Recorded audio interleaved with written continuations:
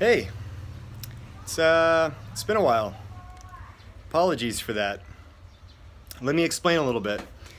So I intended to have this book, The Essence of Lightness, ready for you guys several months ago, but there were complications. The biggest complication being that those who could understand the book could not edit it, and those who could edit it could not understand it. Quite the dilemma. So that added quite a bit of time to the process, but just so nobody thinks that I've been hanging out in Vietnam and riding basket boats all day, in the meantime, while this book has been going through the editing process, I have kind of written two more. So thank you for being patient on the launch team, and sorry for the long delay, but the second half of this year is going to be a lot more busy on that front. So, yeah, you guys, if you have left a review on the first book, In Pursuit of Weightlessness, again, I thank you very much. Every review truly does make a difference for me and helps Amazon respect the book a little bit more and helps prospective buyers make a decision, which is awesome. In the last 6 months or so, it's done pretty well. It's maintained a good top 10 spot for both martial arts and men's health for the majority of that time, which is great. And now we're on to part two. And so what I wanted to do with this video is introduce the book a little bit, and I think that it does need a little bit of introduction. So, The Essence of Lightness, a roadmap to peak performance and self-mastery, and also a historical fiction, kung fu action, hip-hop humor musical epic. Say that 10 times fast. Quirky title, but the book will make sense. I like to refer to this book, structure as kind of a reverse mullet, right? So we got a normal, like a mullet haircut is buzzed in the front, long in the back, kind of business in the front, party in the back type of approach. Well, this is the opposite, kind of like shaving the back of your head and letting the front fall down. So the first part of the book is a fictional narrative, a story. And in the second 2/3 of the book are nonfiction discussions of key mind-body topics and principles. And the way it's been broken down is the story is called The Essence of Lightness. It is about a Shaolin warrior monk who is torn between living in a world and in a situation at the Shaolin temple that is kind of quickly degrading and losing its center, losing its values, and he doesn't believe it's for him anymore. But the only way to bypass that is to challenge the 18 guardians of the Shaolin Temple for his freedom. And along the way, he's got to acquire new skills and tools and friends, as you might expect, and one of those things being the art of lightness. It's a motorbike with a blowhorn. The Essence of Lightness. So that's supposed to be, it is a fictional narrative, but that embodies the principles of weightlessness, peak performance, self-mastery, and it is very didactic. It's intended to teach. It also has hip-hop rapping monks set in the 19th century. So I'm taking risks, as usual, as per status quo for me. Now the second part of the book is 9 scrolls, the 9 scrolls of weightlessness. Each one of these is intended to stand alone, but they do have a natural order flow to them.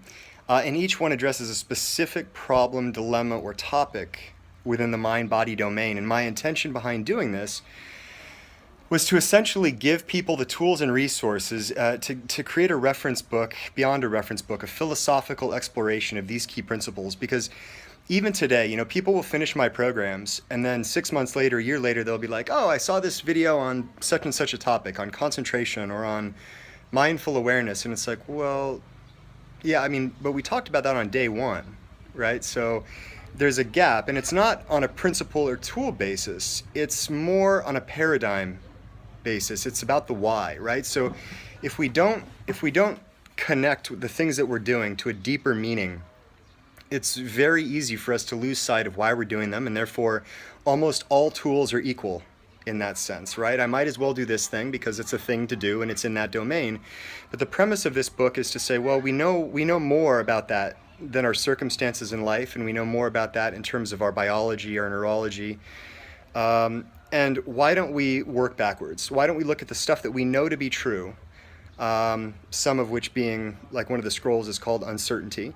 But why don't we work backwards and see what is true for all of us at all times and see what we can come up with? And so essentially this book is reverse engineering the process of weightlessness, peak performance, self-mastery from the ground up. It's a big work. I've been working on this book over 3 years. I've been working on the subject and the domain over 30. So this is very much a lot of work has gone into this. I'm going to break this up. No, I'm just going to let it flow. So the scrolls, briefly. The first scroll is called the time scroll, and it addresses how our perception of time affects our priorities in life. This is a pretty important topic, I think, because if we don't understand how we're even viewing passing time to begin with, it's very difficult to make meaningful decisions. That's the first scroll. The second scroll is called the uncertainty scroll, which addresses more or less uncertainty in life and key models and strategies that we can implement given the fact that we can't predict the future. We can't predict the future. We don't know what kind of consequences our actions will lead to. Nevertheless, how do we act with power and focus in meaningful ways? That's the second scroll.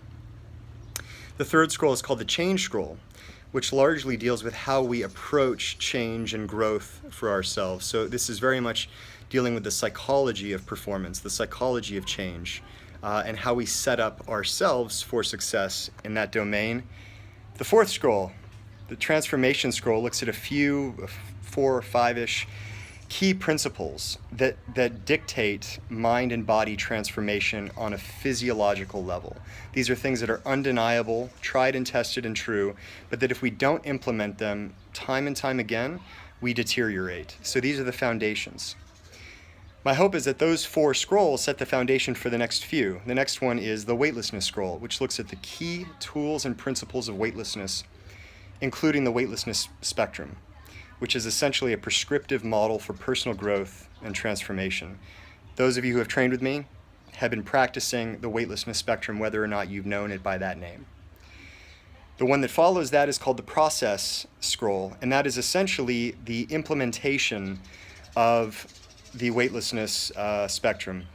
So that one allows you to take those principles and those key tools, and it actually helps you translate those into your own current performance level so that you can prescribe your own protocols, your own prescriptions for yourself forever. You don't need me, you don't need somebody else. That's the premise behind the process scroll. The integration scroll, hope you guys are still with me. The integration scroll is looking at this kind of elusive quality of integration, right? And in it I talk about how integration is more than the sum of its parts. Even though we know it comprises an integrated state of being, of presence, and of awareness, it's very difficult to say, well, if I add this plus this plus this, that all of a sudden integration occurs in life. Integration being marked by those experiences of weightlessness, by maybe an athlete experiencing the zone, by a skydiver experiencing flow, or somebody in work experiencing flow. So these phenomena where our prefrontal cortex calms down a little bit, and we've got more brainwave coherence across the entire brain, where we're perceiving the present, but we're not really applying the intellect or rationalizing through that experience. So there's something more that goes on here, and there's a lot of stuff in terms of mind, body, our physical structure, our physical strength and stamina, our awareness, our concentration. All these things comprise the elements, but we need a few more tools that allow us to transition. And the 2 last scrolls, possibly what people might have come to the book for in the first place, are the lightness scroll and then the mastery scroll. The lightness scroll deals with lightness as a system, right? So in weightlessness, there are 2 modes of training. There's the weightlessness spectrum, which I've talked about, and then there's lightness training, which are the advanced protocols. These are very advanced, even though from the outside they might look more simple than what you do at previous stages, but they're elite levels of training intended to apply the greatest amount of stress, but also elicit the greatest amount of sensitivity and awareness and connection in life. And this is really where we go from, and this is the context of mastery, where we go from doing the thing to internalizing the performance aspects and elements. And then the mastery scroll really brings us down back to our bases, back to square one, and saying that it's not about necessarily just the things that we do in life, but in how we do them, right? The way that we do anything is the way that we do everything, is a quick summation. But these two together really also reverse engineer the Essence of Lightness short story at the beginning, with specific references to title chapters and what have you. So if you've got it this far in the video, thank you. You could stop here if you want, if you'd like to know a little bit more. I've got 2 more points to share. Okay, got cut off there by basket boats from hell. It's a bit noisy here. So, as I was saying, 2 last things to point out. And this may seem excessive to introduce a book, and if it does, I apologize if people just want to dive right in. But it's a dense book, and I think you'll understand why once you start to get into it. But it's likely going to be at least 400 pages, I think, when formatting is fully finished in a day or 2 here, possibly even 450. So it's a meaty book with a lot of content. But largely we could frame it around maybe 2 key aspects, right? So there is this, and I mentioned this in the book just briefly, but there was this old myth of Sisyphus, right? Where he was a prankster god condemned to rolling a boulder up and down a hill, condemned by Zeus to do this for eternity. And then there was a philosopher, Albert Camus, who asked, a few hundred years ago, well, is it possible that we could consider Sisyphus happy? So in context, this was a man or a god-ish who was condemned to do the same thing, monotonous mediocrity every day, roll a boulder up a hill, watch it roll back down again. And so Camus went into detail, right, positing what that experience might have been like. Were there moments within this where once he started to get stronger, once he started to mold himself against the boulder, is it not possible that he started to see things that were there the whole time but that he was missing, right? Moments within moments, beautiful elements of his existence when the boulder rolls down the hill. Perhaps it was a beautiful landscape before him before he had to return to his plight. Perhaps as he's rolling it, he's able to find unique ways of approaching his challenges. And it was a great existential look at life stuff. And most of us tend to say, well, that's a myth, but I think a lot of us tend to face life in ways where we feel that we have a lot of boulders and obstacles that determine life for us. And the central, I think, question that Camus raised, and that's relevant for all of us, is that to what degree do our circumstances and our obstacles define us versus how much control do we have mentally and physically over ourselves and our perception, our perspectives, to be able to change, right? And this, for me, is a critical key question that's central to weightlessness. It gets diagnosed, or dissected, rather, throughout the second part of the book. But it's critical. We might say that it's really, if we were to look at this dilemma, we've got 2 sides, right? There's the reality of the boulder, and then there's the perception of the man or person. And so weightlessness largely deals with the perception of the person. It looks at those key factors. Now, the book that's coming out next, called Law of the Die, is going to be dealing with the boulder. So this will be a trilogy. In Pursuit of Weightlessness, The Essence of Lightness, and Law of the Die. They'll work together. But so in terms of the perspective and preparation, this brings me to my second point that I call the Tao of weightlessness. And the Tao of weightlessness is this idea that we are torn between 2 selves, 2 personas, and each one of them is different and contingent on the time horizon, right? So I often ask people, well, if you have 30 years to live, what are your top 3 priorities and how much time do you allocate them? And then if we say, well, you have exactly 1 week to live, what are your top 3 priorities and how much time do you allocate to them? I think in all the time that I've been asking people that question, there's maybe only been 1 or 2 people that have said, well, they would stay the same. And almost everybody else would shift and spend more time in the 1 week scenario with those things that they consider more precious and fleeting. Whereas for the 30-year time horizon, most people tend to focus and put more time toward investment. And this makes sense, right? This makes perfect sense. But the problem is when we have to make decisions now in the short term and we're not sure how much time we have, right? We don't know if we're going to die in 1 week or in 30 years. It totally screws up our perception of value. And this is a central problem, I think, in life. It's a problem of uncertainty. It's a problem with how we perceive choices and how we make decisions.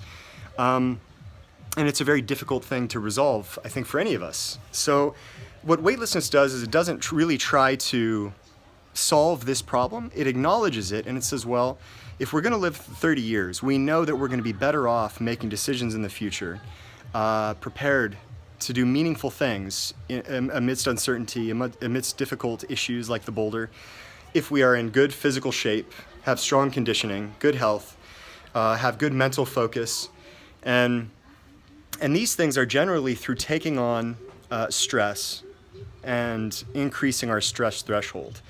On the other side, if we're going to extract as much value over the next week or even in this moment, we need to be highly sensitive to the experience around us. And so this dichotomy between stress and sensitivity, between a weightless today and an awesome tomorrow, is also the central focus of this book. And I think it's a great problem to explore, and I think that weightlessness uniquely deals with this. I won't say it solves the problem, but I will say it finds a resolution that I think is pretty useful. So so that's what's behind it. And the weightlessness is a philosophy, and this book essentially looks at those key factors. How do we reverse engineer that problem in a meaningful way? How can we amplify our stress thresholds and at the same time increase our sensitivity to beautiful and fleeting moments in life? So yeah, that's the challenge I set out to do with this book. Hopefully I accomplished it. But either way, I think that, we'll have some good discussions about it one way or the other. There's going to be a lot there that people might disagree with, and a lot that if they give it time could be paradigm shifting, I think. And so what I would like to do with this group, as you guys make your way through it over the next 5 weeks, I'll launch it in early July, probably the first week, maybe the 1st of July, and appreciate your review on that day. But what I will do for this group is provide coaching within that context for these topics. So as you guys work your way through it over the next 5 weeks and have questions, feel free to shoot them over, and I will reply to the whole group and use it as a chance to really explore these concepts with you and for you, so that this doesn't just become a one-off reading, but can hopefully become possibly a more substantial framework and exploration for you guys to take away more than just a book. So yeah. With that, those of you, again, who have left reviews on the last book, you'll be getting your copy within a day or two here. If you've read the book and haven't left a review, please do so, and you'll get your copy. And if you guys have kind of decided this might not be for you, please do send me a note. It definitely takes a lot of time for personal follow-ups, and I'd be happy to, remove you from the group if it's not your thing. So just let me know. And with that, good luck, enjoy the new book, and be weightless, guys.